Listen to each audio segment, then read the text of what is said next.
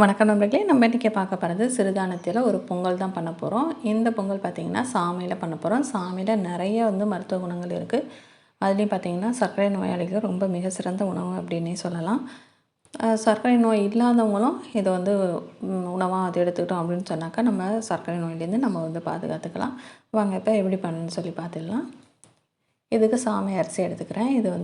இதை போல் தான் நைஸாக இருக்கும். இது மேலே நிறைய அழுக்கு தூசிலாம் இருக்கும். அதை நம்ம களைஞ்சி ஊற்றும்போது அதை நம்ம க்ளீன் பண்ணிடலாம். நம்ம சப்போஸ் உங்களுக்கு கல் இருக்கும் அப்படின்னு சொன்னாக்கா நீங்கள் அரிசி கூட பயன்படுத்திக்கலாம். இப்போ சாமை அரிசி 1 கப் எடுத்துகிட்டு 1/4 கப் அளவுக்கு பாசிப்பருப்பு சேர்த்துருக்கேன். 1 கப் ரொம்ப கம்மியாக இருந்த மாதிரி இருந்தனால இன்னொரு கப் அரிசி சேர்த்துக்கிறேன். அதாவது ரேஷியோ பார்த்திங்கன்னா 2 கப் சாமை அரிசினாக்கா 1/2 கப் அளவுக்கு பாசிப்பருப்பு, அதுதான் அளவு. அந்த அளவில் சேர்த்து தான் நான் பொங்கல் செஞ்சேன். ரொம்ப நல்லாவே இருந்துச்சு. இப்போ இதை நல்லா தண்ணி ஊற்றி 4-5 முறை நல்லா கழுவிடுங்க. இப்போ பார்த்திங்கன்னா எப்படி தண்ணி ரொம்ப கருப்பாக இருக்குது பாருங்கள்.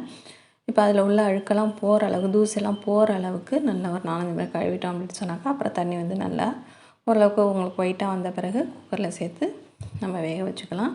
இப்போ 2 கப்பு நான் சாமை அரிசி சேர்த்ததுனால இதுக்கு 6 கப் அளவுக்கு தண்ணி சேர்த்துக்கிறேன். பட் இது அரிசிக்கு மட்டும்தான். பாசிப்பருப்பு 1/2 கப் சேர்த்துருக்கறதுனால அதுக்கு 1 கப் சேர்த்து மொத்தமாக 7 கப் அளவுக்கு தண்ணி நான் சேர்த்துருக்கேன். சேர்த்துட்டு இதை குக்கரை நல்லா சிம்லேயே ஒரு 10 மினிட்ஸ் வச்சுட்டு அதுக்கப்புறம் ஹையில் வச்சு ஒரு 3 விசில் வச்சு நான் வேக வச்சு எடுத்தேன். எனக்கு கரெக்டாக பொங்கல் பார்த்து கரெக்டாக இருந்தது. நீங்கள் உங்கள் குக்கருக்கு ஏற்ற மாதிரி விசில் வச்சு நீங்கள் ஆஃப் பண்ணிங்க. மெயினாக பார்த்திங்கன்னா நம்ம சேர்த்துக்கக்கூடிய அரிசியும் அந்த பருப்பும் நல்லா குழைவாக நமக்கு வெந்திருக்கணும். இப்போ ப்ரெஷர்லாம் நல்லா ரிலீஸ் ஆகிடுச்சு. இப்போ குக்கர் ஓப்பன் பண்ணி பார்க்குறேன். எப்படி இருக்கு பாருங்கள். நல்ல கரெக்டான ஒரு பாத்தில் அரிசியும் பருப்பும் செமையாக இருக்குது. இப்போ இதுக்கு வழக்கம் போல் நம்ம பொங்கலுக்கு கொடுக்கறது போல் தாளிப்பு கொடுத்துடலாம். இதில் பார்த்திங்கனாக்கா நான் ஹெல்த் பெனிஃபிட் சொல்லிட்டு இருந்தேன் பார்த்திங்களா. அது சுகர் பேஷண்ட்டுக்கு மட்டும் இல்லைங்க, நார்மலாக நம்ம ரத்த சோகை இருக்கக்கூடியவங்களும் இது உணவில் சேர்த்துக்கலாம். அதோட நார்ச்சத்து இதில் அதிகமாக இருக்குது. அதனால் கண்டிப்பாக வாரம் ஒரு முறையாச்சும் நீங்கள் உணவில் சேர்த்துங்க.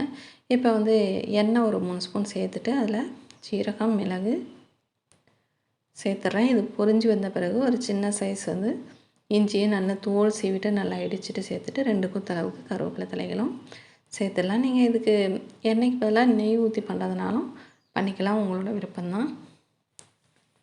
நல்லா கலந்து விட்டு இதை நம்ம பொங்கலில் சேர்த்துடலாம். பொங்கலுக்கு நான் இன்னும் உப்பு சேர்க்கல, அதனால் உப்பையும் சேர்த்துட்டு தாளிப்பையும் சேர்த்துட்டு நல்லா கலந்து விட்டுடலாம். நம்ம சேனலில் நிறையா மில்லட் ரெசிபிஸ் இருக்கும். தேவைப்பட்டதுன்னா ப்ளேலிஸ்ட்டில் மில்லட் ரெசிபியில் செக் பண்ணி பாருங்கள்.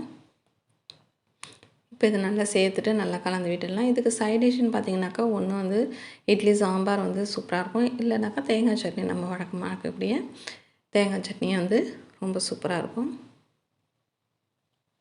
இப்போ இதை நல்லா மிக்ஸ் பண்ணி விட்டுடுங்க.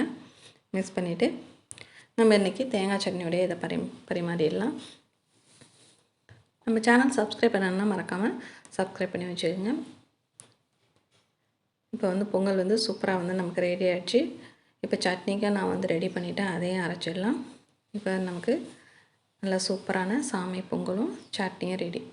வீடியோ பிடிச்சினா லைக் பண்ணுங்கள். வேறு ஒரு இன்ட்ரெஸ்டிங்கான வீடியோட உங்களை மீண்டும் சந்திக்கிறேன்.